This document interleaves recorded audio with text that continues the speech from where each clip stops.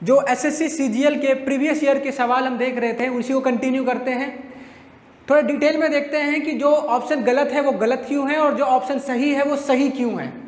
तो सवाल देखते हैं, which of the following statements about vice president of India is incorrect. पहली चीज यहाँ नोट करने वाली है, इस सवाल के अंदर इनकरेक्ट पूछा हुआ है, मतलब कौन सा स्टेटमेंट गलत है, इन सब में से कौन सा स्टेटमेंट गलत है वाइस प्रेसिडेंट या कहें उपराष्ट्रपति के बारे में। तो पहली चीज इनकरेक्ट पे ध्यान देना है, करेक्ट टिक मत मार के आ जाना, पहले ही देखा करेक्ट टिक मार दिया। पहली स्टेटमेंट क्या कहती है, member of state legislatures do not take part in his elections. मतलब स्टेट लेजिस्लेचर्स के मेंबर्स, एमएलए, एमएलसी, विधानसभा या विधान परिषद के जो मेंबर्स हैं वो वाइस प्रेसिडेंट उपराष्ट्रपति के चुनाव में भाग नहीं लेते। ये सही बात है, सिर्फ मेंबर ऑफ पार्लियामेंट लोकसभा और राज्यसभा के जो मेंबर्स हैं वही पार्ट लेते हैं उपराष्ट्रपति वाइस प्रेसिडेंट के इलेक्शंस में। अगर हम प्रेसिडेंट राष्ट्रपति के इलेक्शंस की बात करें तो उसके अंदर भी स्टेट लेजिस्लेचर्स के मेंबर्स नहीं, स्टेट लेजिस्लेटिव असेंबली के मेंबर्स, स्टेट लेजिस्लेटिव असेंबली या कहें एमएलए जो विधानसभा के मेंबर हैं, मेंबर ऑफ लेजिस्लेटिव असेंबली है, वही पार्ट लेते हैं। जो किसी स्टेट के अंदर अगर लेजिस्लेटिव काउंसिल है, स्टेट लेजिस्लेटिव काउंसिल है, विधान परिषद है, उसके जो मेंबर्स हैं उनको कहते हैं मेंबर ऑफ लेजिस्लेटिव काउंसिल। उसके मेंबर ना तो वाइस प्रेसिडेंट के में देते हैं और ना ही प्रेसिडेंट के में चुनाव में भाग लेते हैं। एमएलसीज नहीं लेते प्रेसिडेंट में भी, सिर्फ एमएलए लेते हैं प्रेसिडेंट में, एमएलसीज प्रेसिडेंट में भी नहीं लेते हैं। तो पहला जो स्टेटमेंट है वो सही है कि स्टेट लेजिस्लेटिव के मेंबर्स पार्ट नहीं लेते चुनावों के अंदर वाइस प्रेसिडेंट के। दूसरा स्टेटमेंट क्या है, he acts as the ex officio chairman of the Rajya Sabha. सही बात है, वाइस प्रेसिडेंट का कुछ अलग काम नहीं रहता, वो सिर्फ चेयरमैन है राज्यसभा का। जो भी चेयरमैन होगा राज्यसभा का वो वाइस प्रेसिडेंट होगा देश का।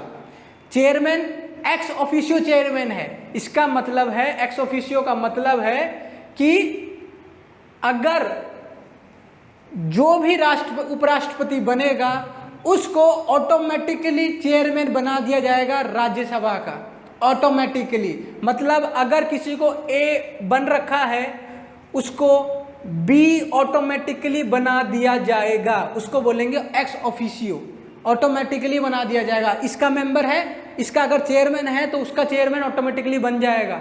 ऐसा अगर कहीं लिखा है तो वो है ex officio. X officio chairman रहता है वाइस प्रेसिडेंट देश का, एक्स ऑफिशियो चेयरमैन रहता है राज्यसभा का, वाइस प्रेसिडेंट देश का। तो ये बात भी सही है कि हाँ वो चेयरमैन है राज्यसभा का। और एक और रहता है डिप्यूटी चेयरमैन, राज्यसभा में दो रहते हैं, एक चेयरमैन जो है वाइस प्रेसिडेंट, जो राज्यसभा का मेंबर नहीं होता है। राज्यसभा उसको चुनती जरूर है, राज्यसभा लोकसभा मिलकर चुनती जरूर है, लेकिन वो मेंबर नहीं होता है। लेकिन जो डिप्यूटी चेयरमैन है राज्यसभा का वो राज्यसभा का मेंबर होता है। जिस टाइम पर चेयरमैन एब्सेंट होते हैं, वाइस प्रेसिडेंट राज्यसभा के एज अ चेयरमैन एक्ट नहीं कर रहे होते, एब्सेंट होते हैं, उस टाइम पर डिप्यूटी चेयरमैन चेयर करते हैं। डिप्यूटी चेयरमैन चेयर पर बैठते हैं और वो देखते हैं प्रोसीडिंग राज्यसभा की। और अगर वाइस प्रेसिडेंट राज्यसभा में मौजूद है तो सिर्फ वही चेयर पर बैठेंगे, वही प्रोसीडिंग देखेंगे राज्यसभा की। तो ये भी ठीक है, ये भी ठीक है। तीसरा ऑप्शन क्या है, the vice president is elected for 5 years. ये बात भी सही है, 5 साल के लिए चुनाव लड़े जाते हैं, 5 साल के लिए वाइस प्रेसिडेंट इनको चुना जाता है। लास्ट क्या है, मतलब ये भी ठीक है, ये भी ठीक है, ये भी ठीक है, तब तीनों ठीक है। तो क्या पूछा है, इनकरेक्ट कौन सा है।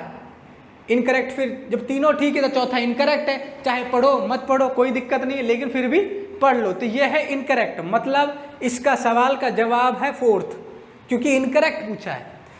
क्या है, he can be removed from his office by the president approved through a resolution passed by Lok Sabha and Rajya Sabha. क्या बोला है कि उपराष्ट्रपति को, वाइस प्रेसिडेंट को प्रेसिडेंट राष्ट्रपति निकाल सकते हैं किसकी मंजूरी से? Resolution passed by Lok Sabha and Rajya Sabha. तो ये गलत है, ये तो पहले से ही मान लिया हमने गलत है, क्योंकि 3 सही है तो एक तो गलत होना है, तो ये हो गया गलत। क्यों गलत है? क्योंकि प्रेसिडेंट नहीं निकालेंगे, रिमूवल नहीं करेंगे उनका उपराष्ट्रपति का।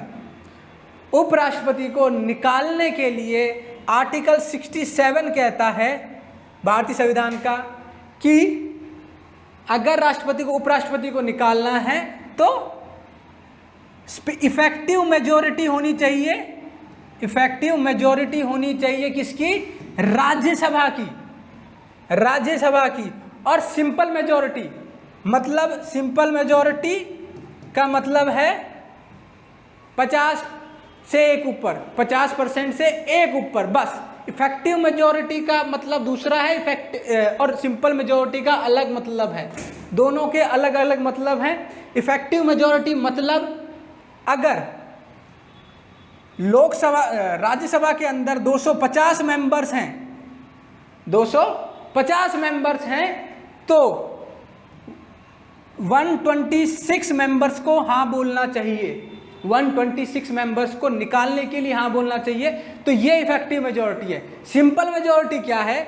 जो लोकसभा में है, लोकसभा में है 545 मेंबर्स, तो अगर किसी दिन 545 नहीं 200 मेंबर्स ही लोकसभा में आए और 101 ने कह दिया कि हमको ये हटाने हैं, तो वो हटेंगे। ये सिंपल मेजॉरिटी है। इफेक्टिव मेजॉरिटी अगर इधर होती तो इसका जो आधा है 273, उससे एक ज़्यादा चाहिए होता, 274 मेंबर्स अगर बोलते तो माना जाता। ठीक है, ये है इफेक्टिव मेजॉरिटी, ये है सिंपल मेजॉरिटी। तो राज्यसभा को तो चाहिए इफेक्टिव मेजॉरिटी और सिंपल मेजॉरिटी चाहिए लोकसभा में उपराष्ट्रपति को निकालने के लिए। जिस दिन ये रेजोल्यूशन पास हो जाएगा, उपराष्ट्रपति को निकाल दिया जाएगा। और उपराष्ट्रपति को निकालने से पहले 14 दिन का नोटिस दिया जाता है, 14 दिन का नोटिस दिया जाएगा कि आपको हम निकालने वाले हैं, आपके खिलाफ रेजोल्यूशन लाया जाएगा राज्यसभा में, लोकसभा में नहीं, राज्यसभा में पहले लाया जाता है, क्योंकि वो चेयर होते हैं राज्यसभा के, चेयरमैन होते हैं, इसलिए राज्यसभा में लाया जाता है, लोकसभा में नहीं लाया जाता। समझ में आया? तो ये तो सवाल हो गया आपका, ये तो चौथा आंसर है इसका। एक बार देख लेते हैं वाइस प्रेसिडेंट्स के बारे में। देश में जो उपराष्ट्रपति होते हैं उसके बारे में लिखा हुआ है आर्टिकल 63 के अंदर, कॉन्स्टिट्यूशन के आर्टिकल 63 के अंदर। और सेकंड टॉप मोस्ट पोजीशन है देश की प्रेसिडेंट के बाद वाइस प्रेसिडेंट, राष्ट्रपति के बाद आते हैं उपराष्ट्रपति और उसके बाद आते हैं टेबल ऑफ प्रेसिडेंट्स में सबसे ऊपर है राष्ट्रपति, फिर उपराष्ट्रपति और उसके बाद आते हैं प्रधानमंत्री, प्राइम मिनिस्टर। तो अभी जो देश के उपराष्ट्रपति हैं वो है जगदीप धनखड़। जगदीप धनखड़ अभी जो राष्ट्रपति हैं। पहले जो उपराष्ट्रपति थे, जो पहले उपराष्ट्रपति थे देश के, वो थे डॉक्टर सर्वपल्ली राधाकृष्णन। डॉक्टर सर्वपल्ली राधाकृष्णन पहले उपराष्ट्रपति थे देश के। कब से कब तक? 1952 से लेकर 1962 तक ये उपराष्ट्रपति थे। उसके बाद आए जाकिर हुसैन, उसके बाद आए वीवी गिरी, तो ऐसे चलते गए और अभी हैं जगदीप धनखड़ साहब, जो 2022 में चुने गए, अगस्त 2022 में इनको चुना गया और 5 साल तक वो उपराष्ट्रपति रहेंगे देश के। अगला सवाल देखते हैं। अगला सवाल है सेम डांसेस के बारे में। The Kuchipudi dance, classical dance is accompanied with which type of music? कौन से म्यूजिक के टाइप से रिलेटेड है कुचिपुड़ी डांस? कुचिपुड़ी पहले समझ लीजिए, Kuchipudi dance classical dance. Kuchipudi classical dance कहाँ पर किया जाता है? मेनली आंध्र प्रदेश और तेलंगाना में। आंध्र प्रदेश और तेलंगाना में, तेलंगाना वाले रीजन में किया जाता है Kuchipudi dance. Dance drama classical dance है, कुचिपुड़ी आंध्र प्रदेश तेलंगाना वाले रीजन में किया जाता है, जिसको स्टार्ट किया गया था करीबन 13वीं सेंचुरी 13वीं शताब्दी के आसपास। जो गंगा रूलर्स थे, गंगा डायनेस्टी के जो रूलर्स थे, उन्होंने स्टार्ट किया था, गंगा डायनेस्टी के उन्होंने स्टार्ट किया था कुचिपुड़ी डांस। जयदेवा के जो वर्क थे, जो उनकी आर्ट थी, जो उनकी परफॉर्मेंस थी, जयदेवा जैसे गीता गोविंद,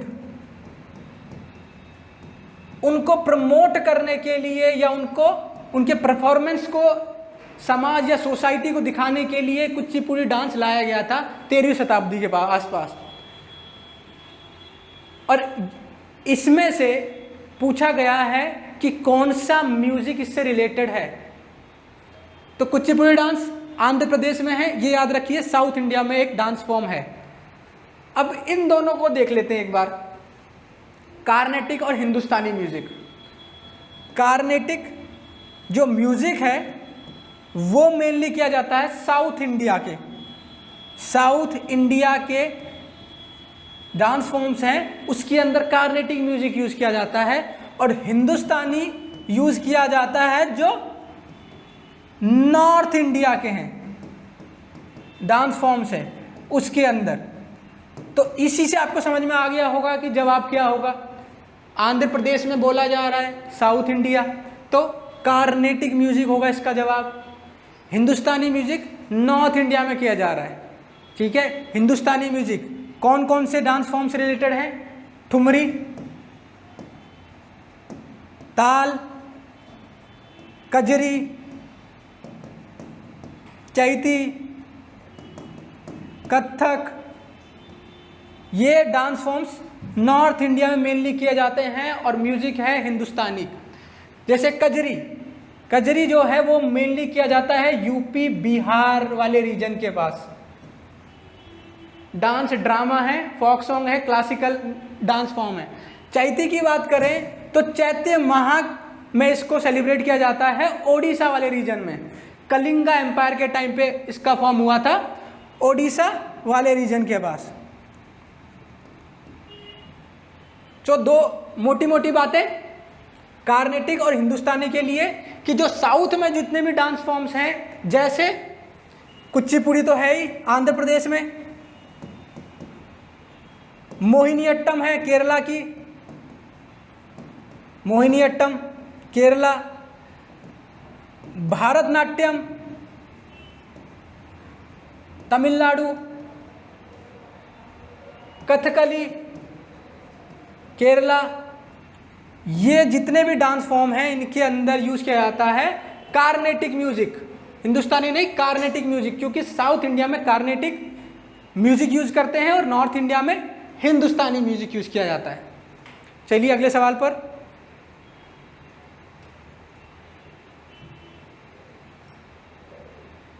सवाल है बजट से रिलेटेड, इकॉनमी से रिलेटेड। सवाल पूछा है कि किस साल के बजट में जेंडर सेंसिटिविटी को हाईलाइट किया गया था, या पहली बार जेंडर सेंसिटिविटी को लाया गया था कि जेंडर के हिसाब से बजट बनाया जाएगा, महिलाओं के लिए अलग बजट रखा जाएगा, बजट के अंदर भी अलग पर्सपेक्टिव दिया जाएगा महिलाओं को, क्योंकि उनके वेलफेयर को आगे बढ़ाने के लिए, एम्फेसिस करने के लिए बजट के अलग भाग दिया गया था। और तो वो बजट लाया गया था 2005-06 में, महिलाओं के वेलफेयर को बढ़ाने के लिए, उनके ऊपर ज़्यादा एम्फेसिस, उनके परफॉर्मेंस को सोसाइटी में आगे लाने के लिए अलग बजट के अंदर भी नया बजट, एक और जेंडर प्रोस्पेक्टिव बजटिंग की जाती है महिलाओं को लेकर। तो वो किया गया था 2005-06 से स्टार्ट। अगर हम बजट की बात करें, एक बार बजट को देखें तो बजट कोई फॉर्मल वर्ड है नहीं, शब्द नहीं है कोई। कॉन्स्टिट्यूशन में बजट का नाम कहीं पर भी नहीं लिखा हुआ है। संविधान का आर्टिकल 112 कहता है बजट कोई वर्ड नहीं है, annual financial statement word use किया गया है बजट के जगह पर संविधान के अंदर। तो एक तरह से एनुअल फाइनेंशियल स्टेटमेंट है जो आर्टिकल 112 के अंदर लिखा गया है, और ये अब प्रेजेंट किया जाता है 1 फरवरी की पहली तारीख को। एक दिन बाद इकोनॉमिक सर्वे जब प्रेजेंट किया जाता है उसके अगले दिन बजट रखा जाता है। इकोनॉमिक सर्वे जो पिछले साल का परफॉर्मेंस था उसको दिखाता है, और बजट ये बताता है कि हम अगले साल क्या करने वाले हैं, फ्यूचर प्रोस्पेक्टिव बताता है बजट। तो 1 फरवरी को ये रखा जाता है। रखता कौन है? Finance minister. फाइनेंस मिनिस्टर रखेगा। बनाता कौन है? बजट को बनाता कौन है? मिनिस्ट्री ऑफ फाइनेंस के अंदर, मिनिस्ट्री ऑफ फाइनेंस के अंदर एक डिपार्टमेंट है, department of economic affairs. Economic affairs, उसके अंदर जो बजट डिवीजन है, इसका जो बजट डिवीजन है वो बनाता है बजट देश के लिए। तो डिपार्टमेंट है, डिपार्टमेंट ऑफ इकोनॉमिक अफेयर्स के अंदर जो बजट डिवीजन है वो बनाएगा देश का बजट। आगे चलते हैं, अगला सवाल। अगला सवाल है करंट से रिलेटेड। क्या पूछा है? पूछा है कि according to union health ministry, नई इमेज आई है जो तंबाकू प्रोडक्ट्स आपने देखेंगे, सिगरेट, बीड़ी, इनके ऊपर वो लिखा चित्र बना आता है, लिखा रहता था तंबाकू कॉजेस कैंसर। उसकी जगह पर अब नया लिखा आएगा तंबाकू कॉजेस पेनफुल डेथ। पहले लिखा आता था तंबाकू कॉजेस कैंसर, तंबाकू सेवन से कैंसर होता है, कर्क रोग होता है। अब लिखा आएगा तंबाकू सेवन से बहुत गंदी मौत होती है, या पेनफुल, दर्दनाक मौत होती है, या फिर पेनफुल मौत होती है, ये लिखा आएगा। तो सवाल पूछा है कि ये कब से लिखा आएगा? तो अब देखिए, ये है करंट से रिलेटेड। पिछले साल आया था, ये आया था 1 दिसंबर 2022 से। अब ये लिखा आ रहा है टबाकू कॉजेस पेनफुल डेथ 1 दिसंबर 2022 से। इससे पहले आता था टबाकू कॉजेस कैंसर। अगला सवाल ऐसा बन सकता है कि 1 दिसंबर 2023 से क्या लिखा आएगा? 1 दिसंबर 2022 से तो ये लिखा आएगा टबाकू कॉजेस पेनफुल डेथ। 1 दिसंबर 2023 से लिखा आएगा टबाकू यूजर्स डाई यंगर। तंबाकू का सेवन करने वाले जवानी में मर जाते हैं या जल्दी मर जाते हैं, ये आएगा 1 दिसंबर 2023 से लिखा हुआ पैकेट्स पे। जो तंबाकू का या फिर सिगरेट का पैकेट देखा होगा, उसका जो 80% एरिया जो है उस पे ये वार्निंग आती है, वार्निंग वार्निंग वार्निंग ऐसा लिखा आता है। 85% एरिया में तंबाकू, ये बीड़ी सिगरेट वाले जितने पैकेट्स हैं उनके ऊपर। तो 1 दिसंबर से ये लिखा था, 1 दिसंबर 2023 से ये लिखा आएगा, तो ये भी याद रखिए। अगला सवाल देखते हैं, करंट से था तो करंट पे तो ध्यान देना ही है। अगला सवाल है मॉडर्न हिस्ट्री से, पर्सनैलिटी से, मॉडर्न हिस्ट्री की पर्सनैलिटी से, ईश्वर चंद्र विद्यासागर जी से रिलेटेड। सवाल है कि उन्होंने गर्ल्स स्कूल कहाँ सेटअप किया था, लड़कियों के लिए स्कूल कहाँ बनाया था। सिंपल सा सवाल है। विद्यासागर का जन्म हुआ था 1820 में बंगाल प्रेसिडेंसी में, बंगाल में, और इन्होंने लड़कियों के लिए स्कूल खोला था कलकत्ता में, कलकत्ता में। ईश्वर चंद्र विद्यासागर को विद्यासागर की जो उपाधि है ये दी गई थी जब ये संस्कृत कॉलेज में पढ़ रहे थे। संस्कृत कॉलेज में इनकी पढ़ाई हुई, संस्कृत कॉलेज में जब वहाँ पर पढ़ रहे थे उनको इसकी उपाधि दी गई थी विद्यासागर की। ईश्वर चंद्र जी वुमेन एम्पावरमेंट के सबसे बड़े एक्टिविस्ट माने जाते हैं, वुमेन एम्पावरमेंट के बहुत बड़े एक्टिविस्ट माने जाते हैं, एजुकेटर माने जाते हैं, सोशल रिफॉर्मर माने जाते हैं, रिफॉर्मर। बंगाल के जो प्रोज है, बंगाली लैंग्वेज है, उसको प्रमोट करने में बहुत बड़ा हाथ है इनका। उनके लेटर्स को, ग्रामर्स को ठीक करने में बहुत बड़ा हाथ है ईश्वर चंद्र विद्यासागर को। वुमेन एम्पावरमेंट में इन्होंने बहुत काम किया है, विडो रीमैरिज के लिए इन्होंने बहुत एफर्ट मारे हैं। इनके एफर्ट की वजह से ही 1856 में जब वाइसरॉय थे लॉर्ड डलहाउजी, 1856 में पास हुआ था act, Hindu window remarriage act, window remarriage act पास हुआ था उस टाइम पर, कि जो महिला विधवा हो जाती है वो वापस से शादी कर सकती है। क्योंकि इससे पहले क्या होता था, अगर कोई महिला विधवा हो जाती है जिसका उसका पति मर जाता है तो उसको सती लेना पड़ता था, खुद को जलाना पड़ता था। लेकिन इस चीज़ को ठीक करने के लिए, विडो रीमैरिज के लिए उन्होंने बहुत एफर्ट मारे हैं। उन्होंने चाइल्ड मैरिजेस के लिए भी बहुत एफर्ट मारे हैं। तो वुमेन एम्पावरमेंट के लिए ईश्वर चंद्र विद्यासागर जी ने बहुत एफर्ट किए थे, जिसकी वजह से ये एक्ट पास हो पाया था। और बीबीसी ने एक्ट कंडक्ट किया था, एक सर्वे करवाया था, जिसके अंदर ये कहा गया था कि जो ऑल टाइम बंगालीज हैं वो कौन, सबसे बड़े जो टॉप बंगालीज हैं सोशल रिफॉर्मर्स में, उनके अंदर इनका रैंक था 9th बीबीसी के सर्वे के हिसाब से। अगला सवाल देखते हैं। अगला सवाल है मॉडर्न हिस्ट्री से। सवाल है रॉलेट एक्ट से लेकर, रॉलेट एक्ट को लेकर, रॉलेट एक्ट ऑफ 1919। सवाल में पूछा है कि 1919 के रॉलेट एक्ट में कितने दिनों तक सरकार, ब्रिटिश सरकार कितने दिनों तक किसी को जेल में रख सकती है बिना किसी ट्रायल के। ट्रायल मतलब अगर आपको आज किसी ने गिरफ्तार कर लिया, पुलिस ने गिरफ्तार कर लिया, तो 24 घंटे के अंदर आपका ट्रायल कराना जरूरी है।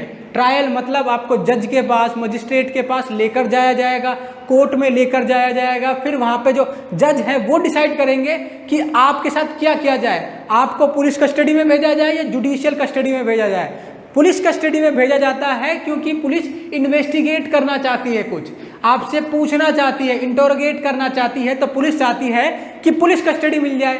पुलिस कस्टडी में आप जो लॉकअप्स हैं, पुलिस स्टेशन है, वहाँ पर जाओगे, लेकिन जुडिशियल कस्टडी में आप जेल जाओगे, जो सेंट्रल जेल होगी वहाँ पर भेजे जाओगे जुडिशियल कस्टडी, तो आपका ट्रायल किया जाएगा।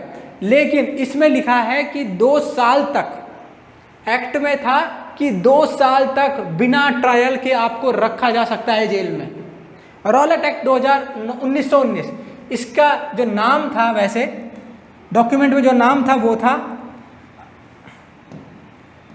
अनार्कियल and revolutionaries crime act, revolutionaries crimes act, नरीज क्राइम्स एक्ट नाम था। 1919 में आया था, मार्च 1919 में ये आया था।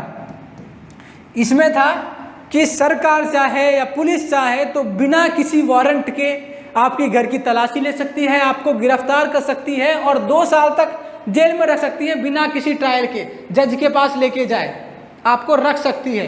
प्रेस पर रिस्ट्रिक्शंस लगा दिया गया था, जो मीडिया थी उस पर रिस्ट्रिक्शंस लगा दिया गया था कि आप एक्ट के खिलाफ कुछ नहीं छाप सकते हो, सरकार के खिलाफ कुछ नहीं बोल सकते हो, आपको कैद कर लिया जाएगा। इसके खिलाफ जाकर महात्मा गांधी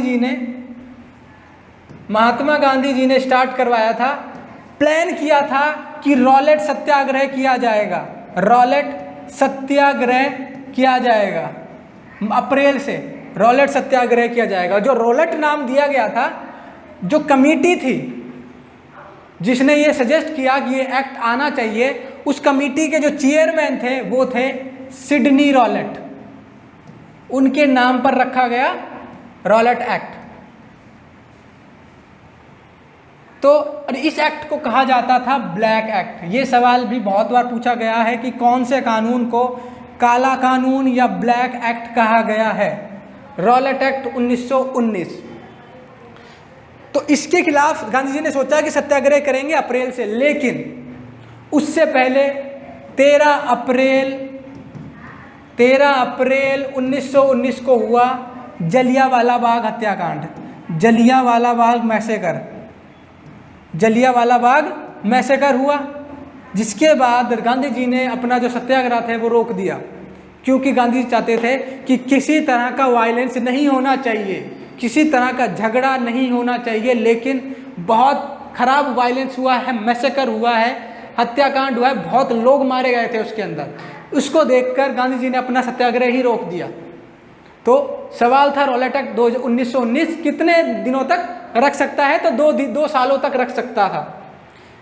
ऐसा नहीं है कि आज नहीं रख सकते, आज भी सेडेशन के अंदर जो सेक्शन 124 है आईपीसी का, उसके अंदर जो सेडेशन है, सेडेशन के अंदर या फिर आर्टिकल 22 के अंदर लिखा है कि प्रिवेंटिव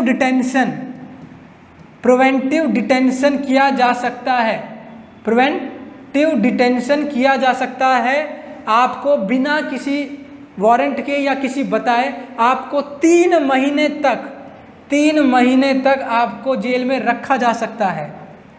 आपको बताया नहीं जाएगा कि आपको क्यों कैद किया जा रहा है या जेल में रखा गया है, लेकिन 3 महीने तक प्रिवेंटिव डिटेंशन किया जा सकता है, आज भी है। अगला सवाल देखते हैं। अगला सवाल है ज्योग्राफी से रिलेटेड। पूछा है कि इनमें से कौन से करेक्टली मैच्ड है, सही मैच कौन सा है, सही मैच कौन सा है। तो एक एक करके ऊपर से देखते हैं। काल बैसाखी, ऑटम विंड्स, काल बैसाखी या फिर इसको एक और नाम से जाना जाता है नॉरवेस्टर्स, और भी एक और नाम है नॉरवेस्टर्स। काल बैसाखी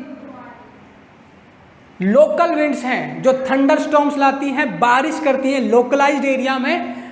जो ईस्टर्न इंडिया है, वेस्ट बंगाल या नॉर्थ ईस्ट इंडिया है, आसाम वाले रीजन में, वेस्ट बंगाल, बिहार, आसाम, ओडिशा, यहाँ पर ये लोकलाइज्ड उस एरिया के अंदर बारिश करती है, थंडरस्टॉर्म लाती है, तेज बारिश लाती है। तो काल बैसाखी ईस्ट इंडिया में है और ये आते हैं स्प्रिंग और स्टार्टिंग समर में, स्प्रिंग सीजन के आसपास, स्प्रिंग और स्टार्टिंग और समर के बीच में, मतलब कि मार्च से मई जून तक ये काल बैसाखी या फिर नॉरवेस्टर्स विंड्स चलती हैं जो लोकलाइज्ड उस एरिया के अंदर बारिश करती है, तेज बारिश करती है। तो ऑटम सीजन तो आया ही नहीं, स्प्रिंग सीजन है, स्प्रिंग समर सीजन है, और ये चलती हैं मार्च से जब तक मॉनसून ना आ जाए उस एरिया के अंदर, ईस्ट इंडिया के अंदर मॉनसून ना आ जाए तब तक ये चलती रहती हैं। तो ये तो सवाल हुआ गलत, ये ऑप्शन तो हुआ गलत, क्योंकि ऑटम विंड्स तो है नहीं है, स्प्रिंग में चल रही है, मार्च अप्रैल के टाइम पर चल रही हैं। अगला ऑप्शन क्या है? अगला ऑप्शन है ट्रेड विंड्स को कहते, ट्रेड विंड्स हैं winter snow storms, trade winds. गलत, ये भी गलत है। क्यों? क्योंकि ट्रेड विंड्स बहती हैं ट्रॉपिक्स में, सब ट्रॉपिक से इक्वेटर की तरफ। जैसे ये हमारा इक्वेटर है, ये सब ट्रॉपिक है, ये सब ट्रॉपिक है, ये पूरा ट्रॉपिक्स है, ठीक है ना। ये जो पूरा एरिया है ये ट्रॉपिकल एरिया कहते हैं, ठीक है। इसको कहते हैं हाई प्रेशर सब ट्रॉपिक, इसको इक्वेटर, इसको हाई प्रेशर सब ट्रॉपिक, ठीक है। तो ट्रेड विंड्स यहाँ से यहाँ चलती हैं, हाई प्रेशर से लो प्रेशर ऐसे चलती हैं, और ये चलती कहाँ है? सब ट्रॉपिक से इक्वेटर की तरफ, मतलब ट्रॉपिकल रीजन में। और ट्रॉपिकल रीजन में स्नो स्टॉर्म्स नहीं आते हैं, इस वाले रीजन में इक्वेटर के पास स्नो स्टॉर्म्स नहीं आते हैं। तो ये ऑप्शन तो हो गया गलत, स्नो स्टॉर्म्स आते ही नहीं है, तो ऑप्शन भी गलत हो गया। हाँ, बहुत तेज गर्म हवाएं जरूर चलेंगी, लेकिन बर्फीली हवाएं तो नहीं चलती इधर। बर्फीली हवाएं ऊपर चलती हैं, मिड लैटिट्यूड्स में या पोलर रीजन में, इन वाले रीजन में चलती हैं बर्फीली हवाएं, जिनको ब्लिजार्ड कहते हैं हम, बुरान कहते हैं हम।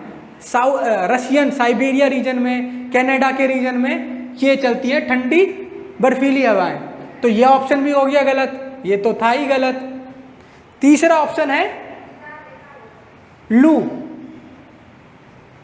या फिर को गर्म हवाएं, तो ये ऑप्शन सही है, क्योंकि जो वेस्ट इंडिया है पाकिस्तान, वेस्ट इंडिया, गुजरात, राजस्थान, जो गंगा बेल्ट है, यूपी, पंजाब वाले एरिया में गर्म हवाएं चलती है गर्मियों के टाइम पर, मई जून में गर्म हवाएं चलती है जिनको कहते हैं हम लू।